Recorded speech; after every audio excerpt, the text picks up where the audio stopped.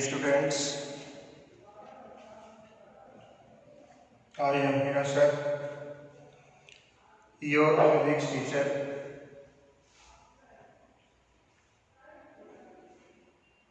Dear students,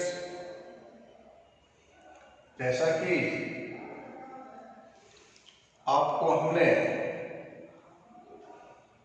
इस channel के माध्यम से लेक्चर 5 तक वीडियो के माध्यम से आपने इन सभी 5 लेक्चरों को आपने सुना होगा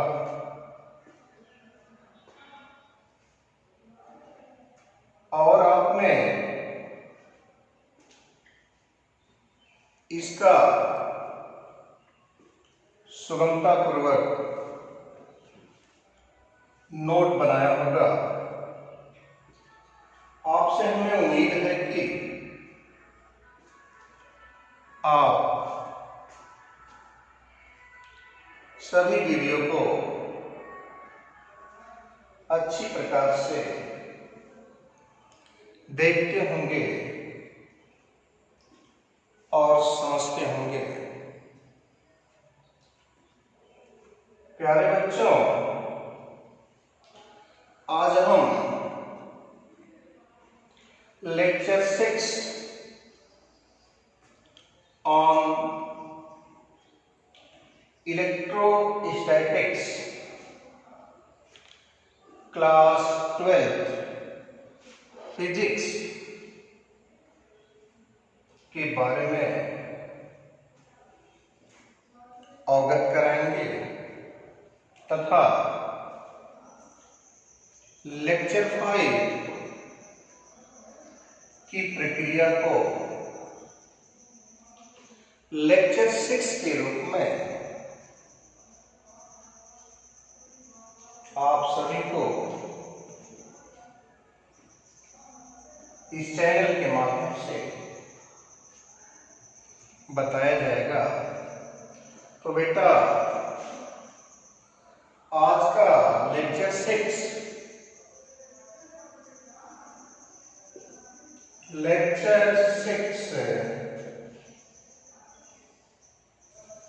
ऑन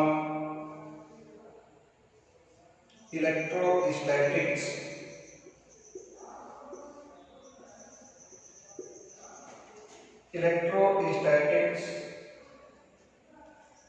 क्लास 12 फिजिक्स।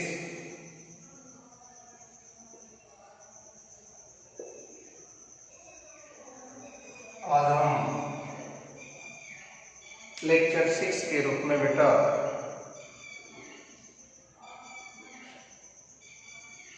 इलेक्ट्रोस्टैटिक्स से जुड़े हुए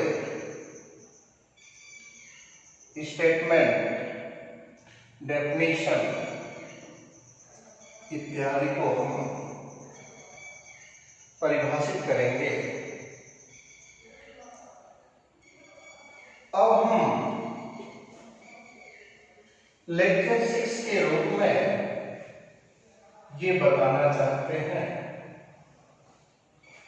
तो कृपया आप नोट लिखना बेटा। नोट, हमने लेक्चर 5 में बेटा एक चीज हमने बताया था, इंपॉर्टेंट चीज, charge on a body, charge on a body can never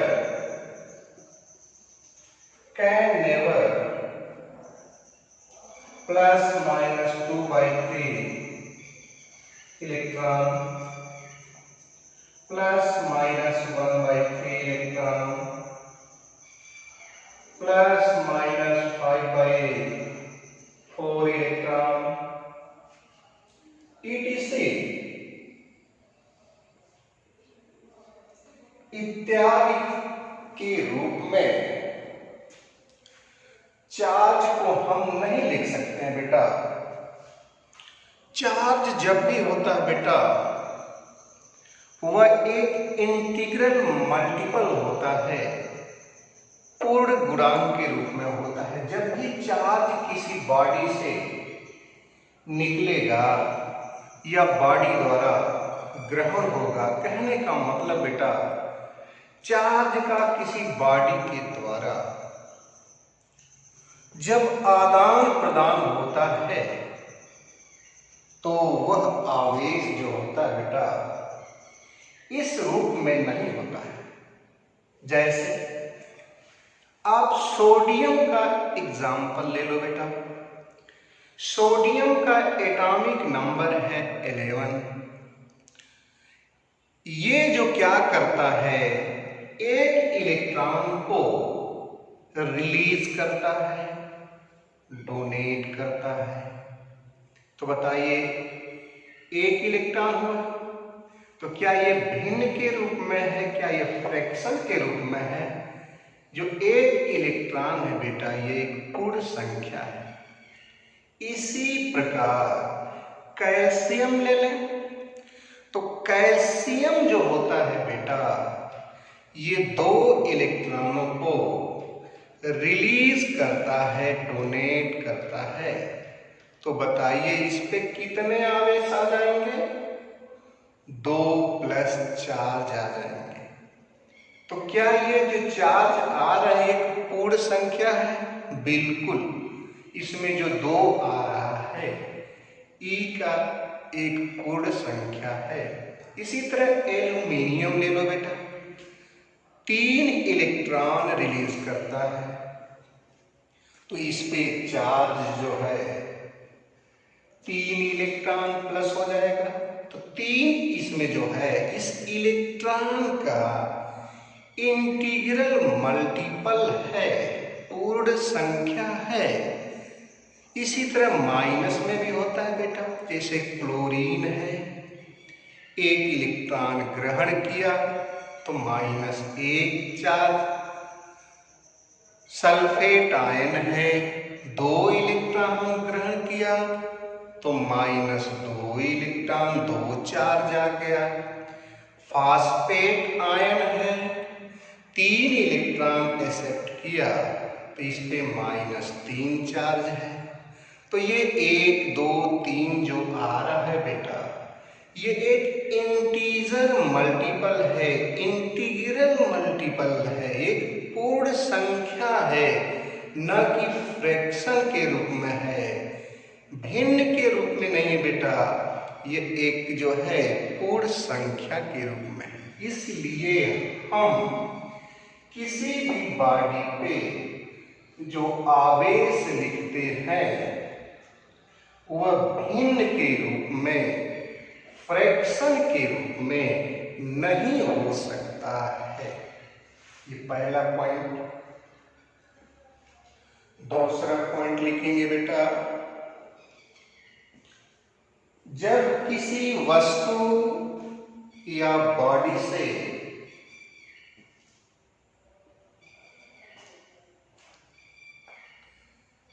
आवेश का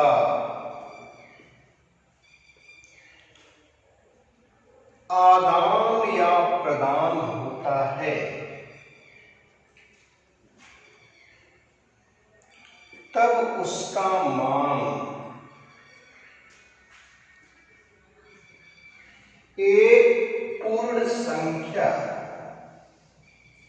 एक पूर्ण संख्या इंटीग्रल मल्टीपल, एक पूर्ण संख्या इंटीग्रल मल्टीपल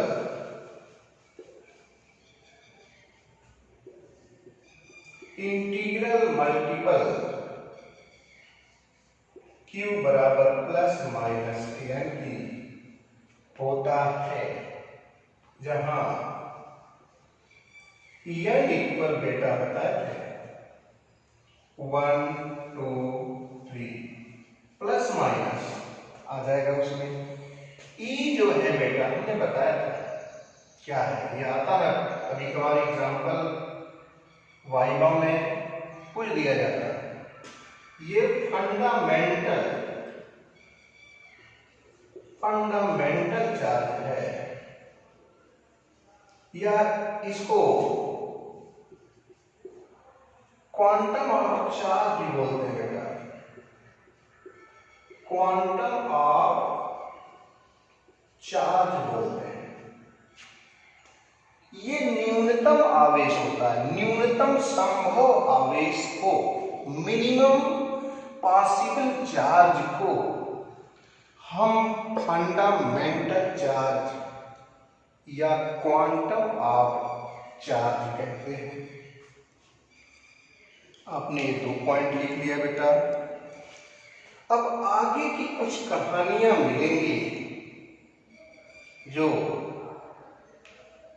अभी बताई जा रही है बेटा, आगे क्या होगा इसको मिटा दे रहे हैं।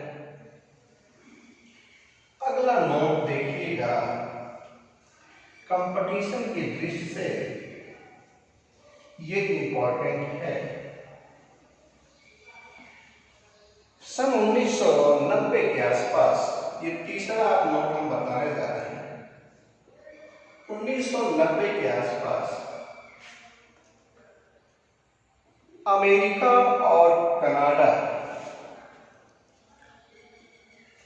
सन 1990 के आसपास अमेरिका और कनाडा के वैज्ञानिकों ने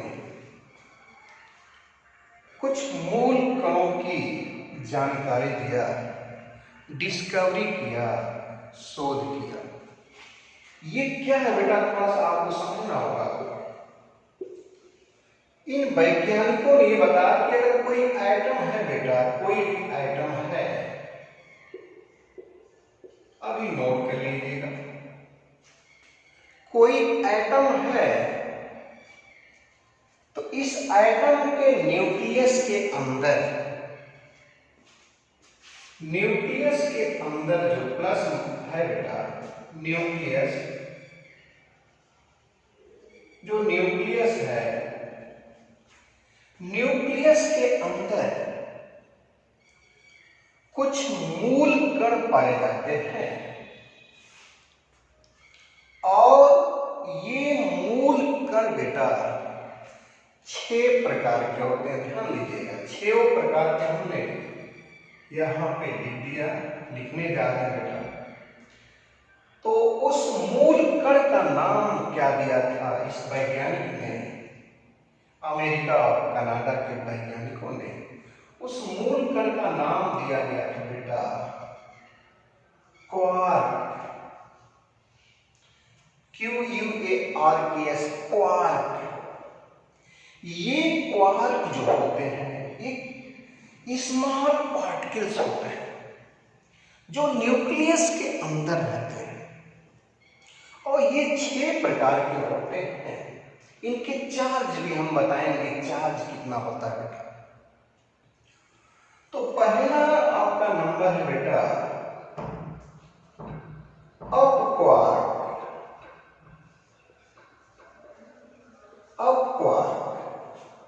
पहला पॉइंट। दूसरे का नाम है बेटा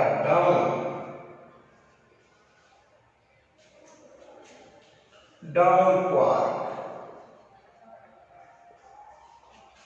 तीसरा बेटा चार्म क्वार्क। चौथा बेटा स्ट्रेंज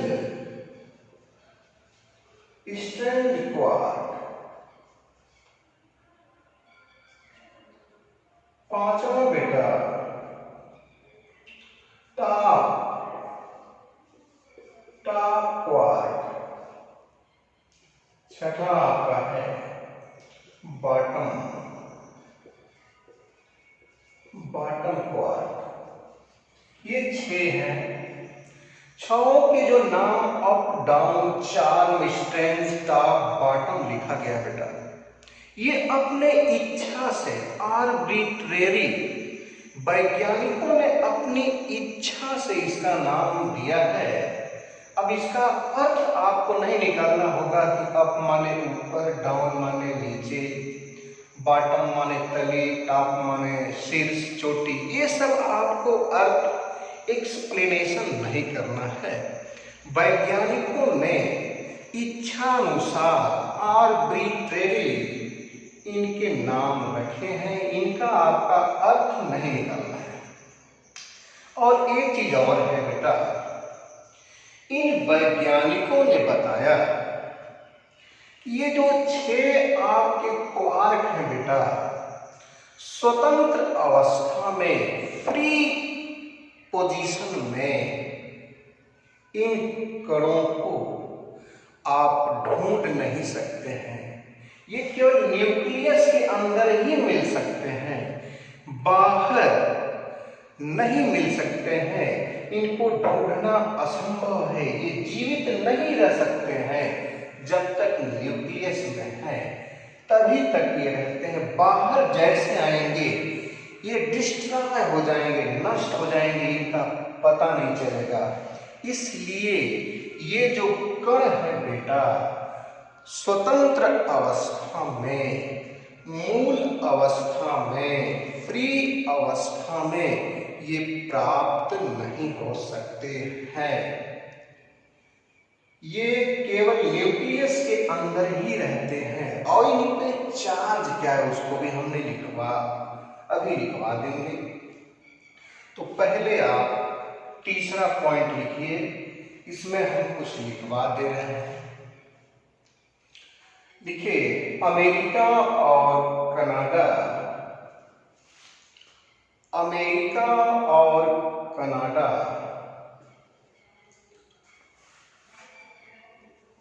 के वैज्ञानिकों ने सन 1990 ईस्वी में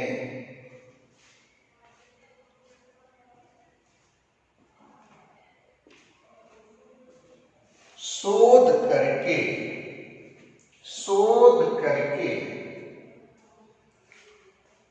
कुछ वास्तविक मूल कण प्राप्त किए,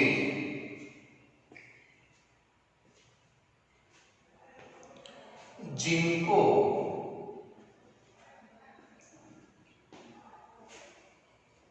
क्वार्क कहा जाता है। क्वार्क लिखा हुआ बेटा, क्वार्क कहा जाता है। और ये क्वार्क 6 प्रकार से होते हैं, 6 प्रकार के होते हैं।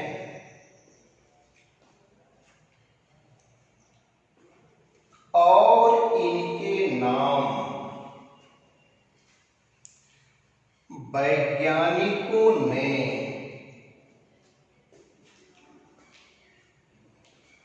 अपने इच्छानुसार इनके नाम रखे हैं। हमें इनका शाब्दिक अर्थ नहीं निकालना है।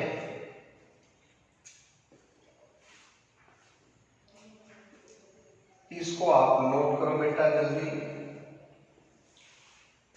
तीसरा पॉइंट को आप जल्दी नोट करें।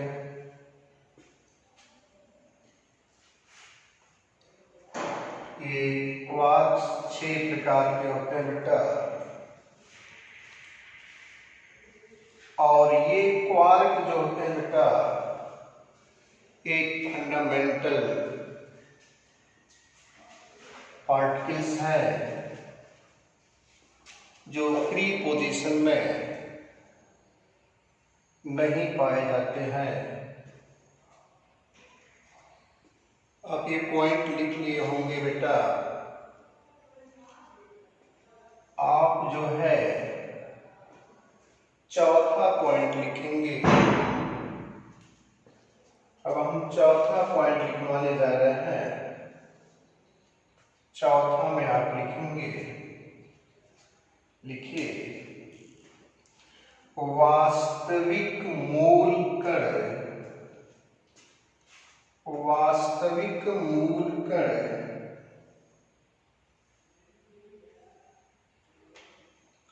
क्वार्क, वास्तविक मूल कण क्वार्क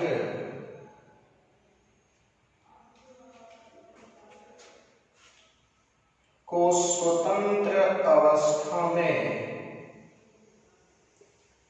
स्वतंत्र अवस्था में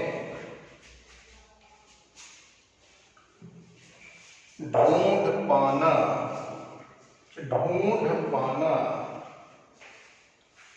असंभव है, अर्थात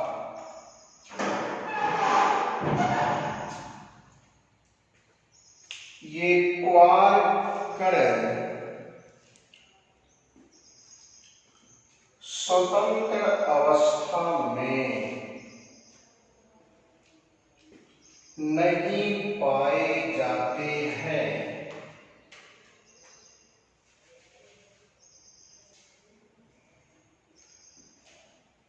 इन्हीं के द्वारा अन्य मूल कणों जैसे प्रोटॉन, न्यूट्रॉन इत्यादि बने होंगे।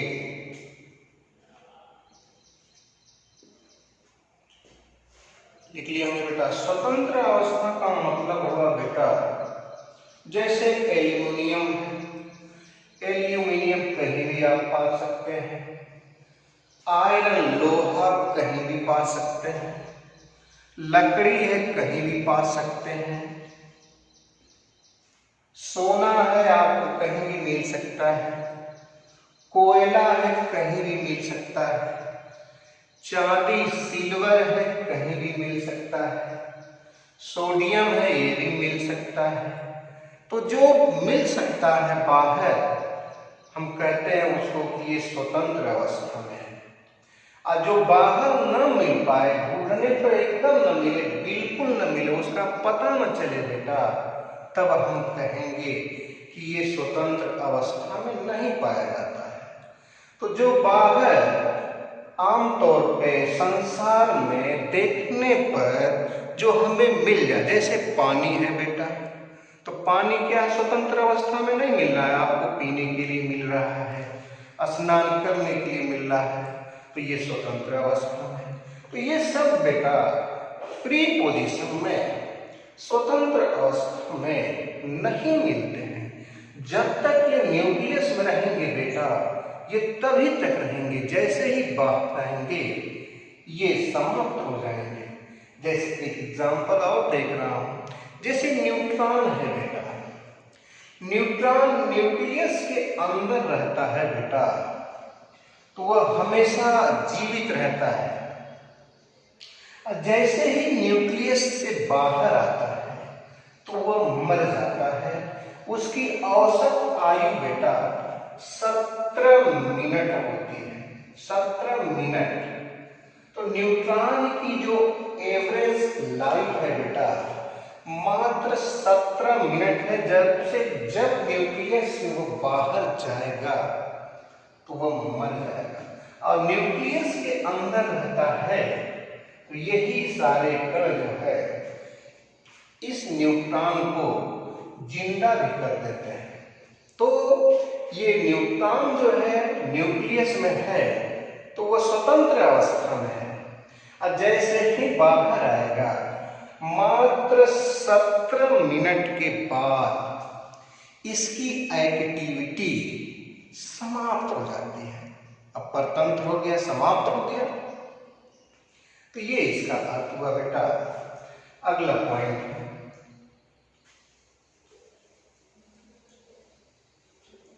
लिखिए चौथा पॉइंट बेटा। अब इन पे जो चार्ज है बेटा, जो इन पे चार्ज है वह फ्रैक्शन के रूप में आएगा, ऋणात्मक के रूप में आएगा।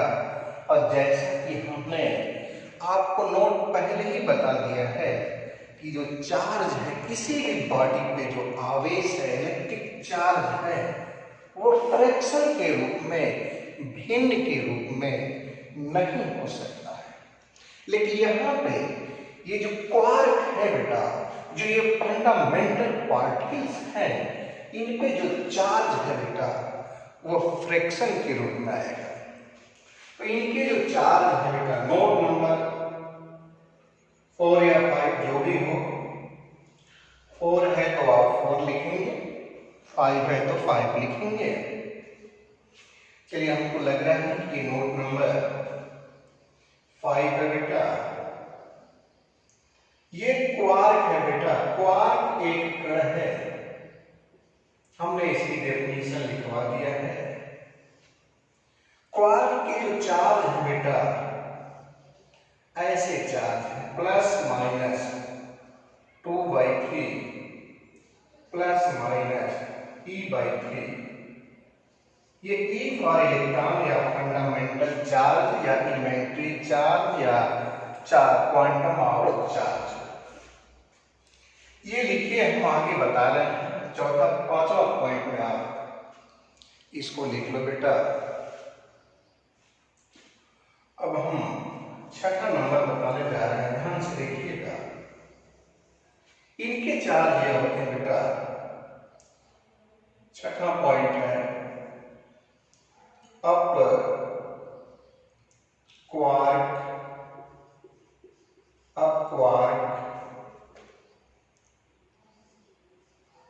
Charm quark, top quark. इनके जो चार्ज है बेटा, इनके जो इलेक्ट्रिक चार्ज है बेटा, +2/3 इलेक्ट्रॉन, 2/3 इलेक्ट्रॉन होते हैं। आपको ताज्जुब होगा, आश्चर्य होगा, अजूबा होगा कि आपने तो पहले ही आते ही वक्त बताया था कि चार्ज जो है एक इंटीजर मल्टीपल होता है, चार्ज भिन्नात्मक के रूप में नहीं होता है। लेकिन आपने ये क्यों बता दिया? आगे इस पे चर्चा हो रही बेटा। तो यानी कहने का मतलब शॉर्ट में याद के लिए UCT,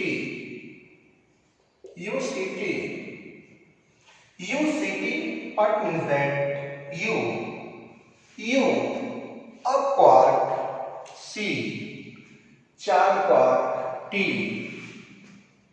टॉप क्वार्क। इनके ये चार्ज है बेटा। सातवां पॉइंट जो शेष बचे हैं, डाउन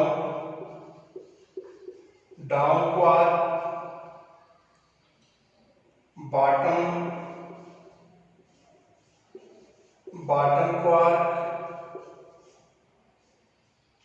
और एक बचा बेटा स्ट्रेंथ क्वार्क। इनके जो चार्ज है बेटा -E/3 होता है बेटा। और आप कहेंगे कि इसके पहले तो प्लस माइनस दोनों लिखा था, उसको भी हम बताएंगे बेटा। इसके पहले हम प्लस माइनस लिखा था, अभी हम इसकी चर्चा कर दे रहे हैं। आप इसको नोट करेंगे।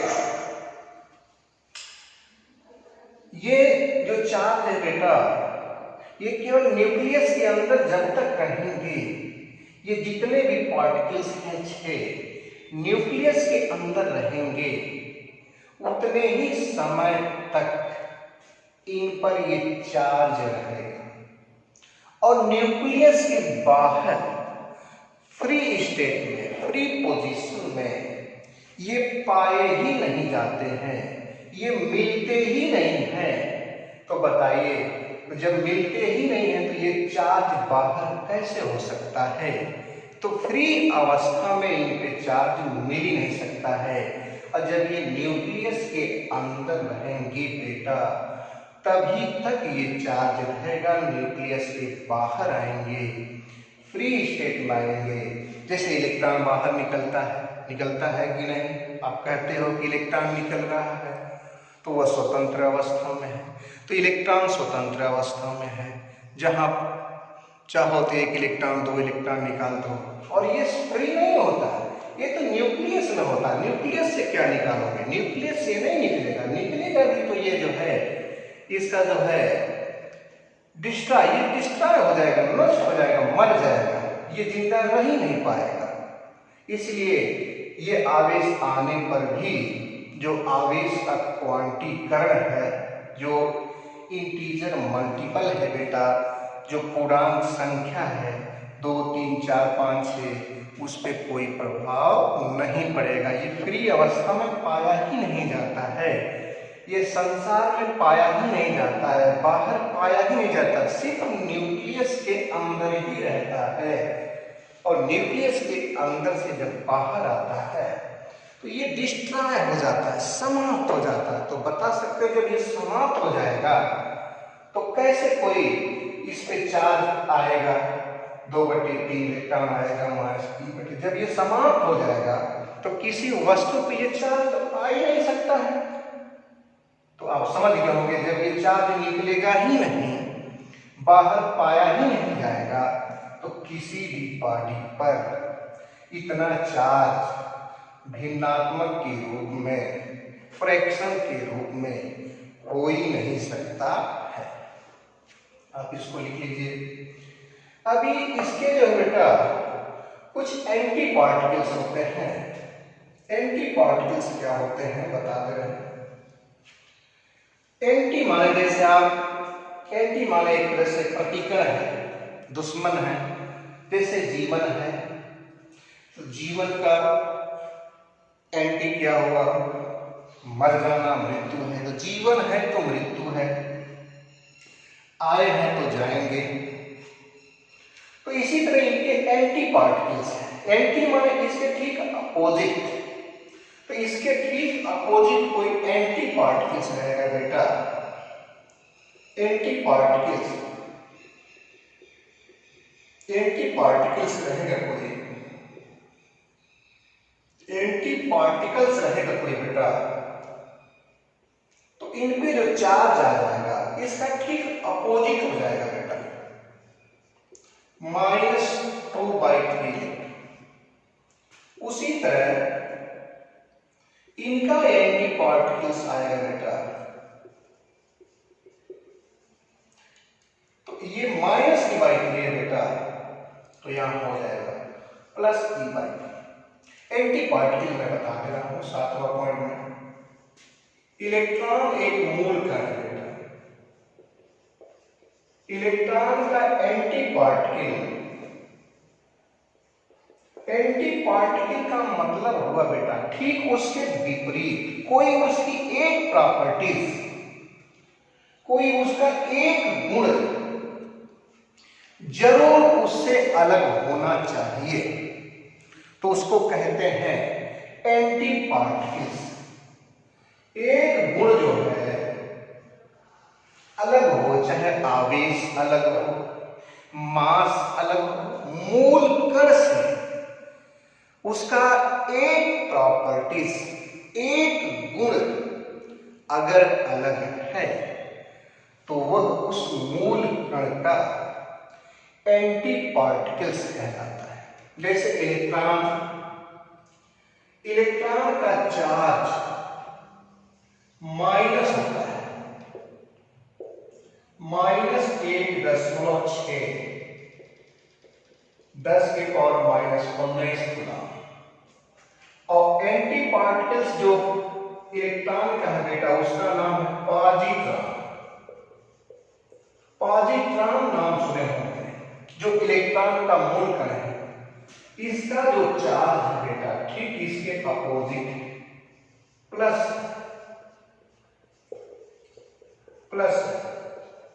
ये कूलम है, ये मूल कण का प्रतीक है। तो मूल कण है उनका एंटी पार्टिकल्स होते हैं जिसमें एक गुण अलग होता है। तो इसको नोट करिए, जल्दी नोट करें।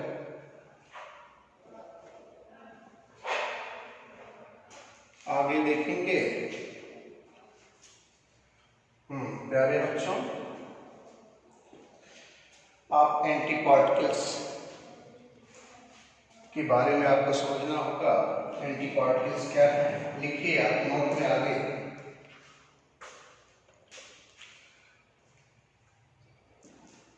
लिखिए, जिस मूल कण का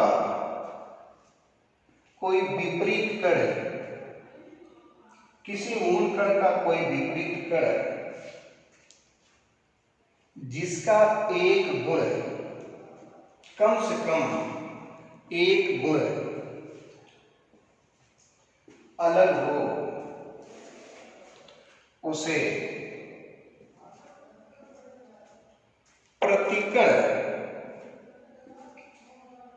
एंटी पार्टिकल्स, प्रतिकण एंटी पार्टिकल्स कहते हैं। जैसे इलेक्ट्रॉन का एंटी पार्टिकल्स पॉजिट्रॉन है, इसमें इलेक्ट्रॉन पर आवेश -1.6 गुणे 10⁻⁻19 कूलम होता है, जबकि इसके एंटी पार्टिकल्स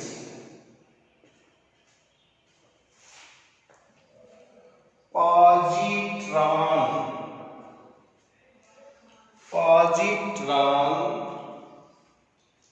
पर आवेश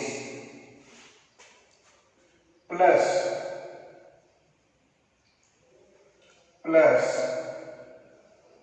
1.6 गुणे 10⁻⁻19 कूलम होता है। तो ये मूल कण और प्रतिकण, ये मूल कण है बेटा, फंडामेंटल पार्टिकल्स है। इनके चार्ज 2/3 इलेक्ट्रॉन है बेटा। इसका कोई कहे कि मूल कण क्या है, तो मूल कण के लिए इसका एंटी पार्टिकल्स क्या है बेटा, तो यू अप क्वार्क का एंटी पार्टिकल्स जिसका चार्ज क्या हो जाएगा, -2/3। 4 क्वार्क का एंटी पार्टिकल्स -2/3। डाउन क्वार्क का चार्ज क्या हो जाएगा, एंटी पार्टिकल्स का चार्ज माइनस है बेटा, तो क्या हो जाएगा, प्लस। तो इसको भी आप लिखोगे, हम लिख दे रहे हैं एंटी पार्टिकल। लिखिए अगला पॉइंट 7 या 8 जो भी हो पॉइंट लिखिए। देखिए, एंटी पार्टिकल्स को प्रदर्शित करने के लिए, एंटी पार्टिकल्स को प्रदर्शित करने के लिए उसके ऊपर ओवर बार लगा दिया जाता है। ओवर बार बेटा, जैसे एग्जाम्पल दे रहे हैं, अब क्वार्क है बेटा, अब क्वार्क को आप यू से लिखोगे, इसका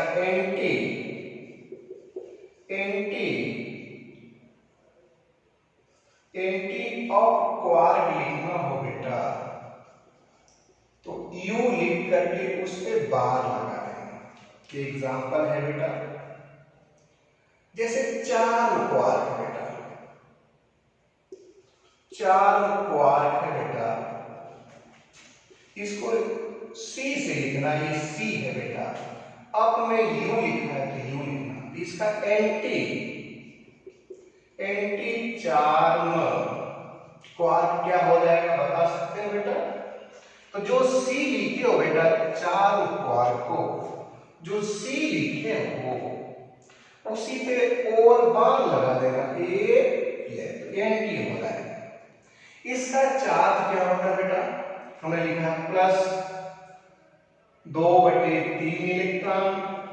अब इसका चार्ज जो हो जाएगा बेटा ठीक उसका अपोजिट, एक प्रॉपर्टीज, एक गुण अलग होना चाहिए, तो माइनस लिखना बेटा। 4 क्वार्क का भी यही होता है बेटा, प्लस 2/3, 2/3 इलेक्ट्रॉन। इसका कितना हो जाएगा बेटा? एंटी चार्ज का, तो माइनस 2/3 इलेक्ट्रॉन। अगर किसी का पहले से मूल कण है, माइनस दिया है बेटा, तो उसका एंटी जब निकालोगे बेटा तो वो पॉजिटिव हो जाएगा। जैसे डाउन वाले का, डाउन का क्या दिया है बेटा? डाउन का क्या दिया है? तो डाउन क्वार्क, डाउन क्वार्क को डी से लिखना बेटा, इसका चार्ज -e/3, तो एंटी डाउन बता दो, एंटी डाउन क्वार्क बेटा हो जाएगा। इसको डी और बार लगा देना, ये माइनस है तो बेटा, माइनस है तो एंटी उसका हो जाएगा प्लस, ये प्लस। ये कहने का मतलब हुआ बेटा, ये इसके सिंबल है, आप अच्छी तरह से मैं समझ गए होंगे। एक पॉइंट और बताने जा रहे हैं, उस पॉइंट को देख लीजिएगा। इन्हीं कणों से न्यूट्रॉन प्रोटॉन का निर्माण हुआ है। ये 9वां या 10वां पॉइंट होगा, 9 या 10 जो भी होगा बेटा, 9 या 10 जो भी पॉइंट है आप उसको नोट कर लीजिएगा। देखो बेटा, ये प्रोटॉन का निर्माण किससे होगा? ये न्यूट्रॉन है बेटा, न्यूट्रॉन का निर्माण किससे हुआ? देखिए यू यू डी लिख दे रहे हैं, और यू डी डी लिख दे रहे हैं। यू चाहो तो स्मॉल से लिख सकते हो बेटा,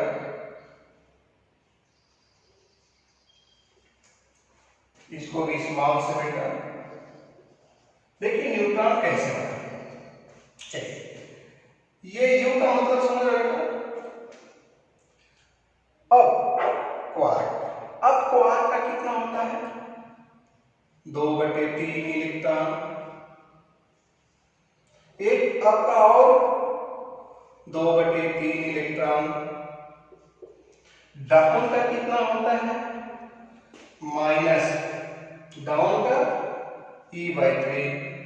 सबको जोड़िए, ये मल्टीप्लाई नहीं है बेटा, सबका चार्ज जोड़िए, तो 2/3 इलेक्ट्रॉन बेटा, इसका चार्ज जोड़िए 2/3 इलेक्ट्रॉन। मल्टीप्लाई नहीं करना है, तो सिंबल है बेटा, ये एक चिन्ह है, यू डी लिखना है। यू प्लस यू को जोड़ो, डी को जोड़ो, जोड़ना है यहाँ डी का मान e/3, तो कितना हुआ बेटा? 2 2 4 और e/3, 4 में से e निकल गया, 3/3 बेटा। देखो प्लस ई का मतलब प्लस चार्ज, प्लस इलेक्ट्रॉन है। इलेक्ट्रॉन माइनस में होता है, लेकिन यहाँ प्लस आ गया। अब प्रोटॉन पे होता है क्या बेटा? प्रोटॉन में कौन सा चार्ज होता है? इलेक्ट्रॉन के विपरीत चार्ज होता है। इलेक्ट्रॉन का माइनस, 1.6 गुणे 10 के पावर माइनस 19 कूलम। लेकिन यहाँ प्लस आया बेटा, उसी के चार्ज में अगर प्लस चार्ज आ जाए इलेक्ट्रॉन का तो वो इलेक्ट्रॉन नहीं होगा बेटा, वो प्रोटॉन होगा। ये प्रोटॉन नहीं है बेटा, इलेक्ट्रॉन के चार्ज का प्लस है तो माइनस 1.6 नहीं है, यहाँ प्लस है तो प्लस अगर चार्ज रहेगा बेटा, इलेक्ट्रॉन के चार्ज की अगर बराबर है तो वो इलेक्ट्रॉन नहीं होगा, वो प्रोटॉन होगा। देखिए तो प्रोटॉन का निर्माण किससे किससे हुआ, यूयूटी। यूयूटी का मतलब अपवार यानी दो अपवार, एक डाउन क्वार, दो अपवार एक डाउन क्वार से मिलकर एक प्रोटॉन का निर्माण। इसमें देखिए एक अप क्वार्क है और दो डाउन क्वार्क है। देख लीजिए इससे निर्माण कैसे होगा, अप वाले का 2/3, डी वाले का -3, डी वाले का ये जोड़ना है बेटा, गुणा नहीं करना है, ये कट गया, चार्ज क्या होगा 0, तो चार्ज 0 हो जाए बेटा तो बता सकते हो वो न्यूट्रॉन होगा कि प्रोटॉन होगा कि इलेक्ट्रॉन होगा। तो जिस पार्टिकल पे ये चार्ज 0 आ जाए, न्यूट्रॉन इलेक्ट्रॉन प्रोटॉन से संबंधित, तो वह न्यूट्रॉन होगा, न कि इलेक्ट्रॉन होगा, न कि प्रोटॉन। तो कितने क्वार्क से, कौन कौन क्वार्क से न्यूट्रॉन का निर्माण हुआ, तो आपका जवाब होगा बेटा एक अप क्वार्क तथा दो डाउन क्वार्क मिलकर एक न्यूट्रॉन का निर्माण करते हैं। अब कौन कौन क्वार्क मिलकर के प्रोटॉन का निर्माण करते हैं, तो दो अप क्वार्क एक डाउन क्वार्क मिलकर एक प्रोटॉन का निर्माण करते हैं। तो अप क्वार्क का 2/3, इसका भी 2/3 और डाउन का -e/3। हल करेंगे तो प्लस ई आएगा बेटा, तो प्रोटॉन होगा, -e आता बेटा तो इलेक्ट्रॉन होता है, क्योंकि इलेक्ट्रॉन पे माइनस आता है चार्ज और प्रोटॉन पे प्लस चार्ज। तो इसको नोट कर लें बेटा। इस प्रकार आज का लेक्चर यहीं पे समाप्त होता है और सभी बच्चों को अच्छे स्वास्थ्य, अच्छे भविष्य की हार्दिक शुभकामनाएं। धन्यवाद।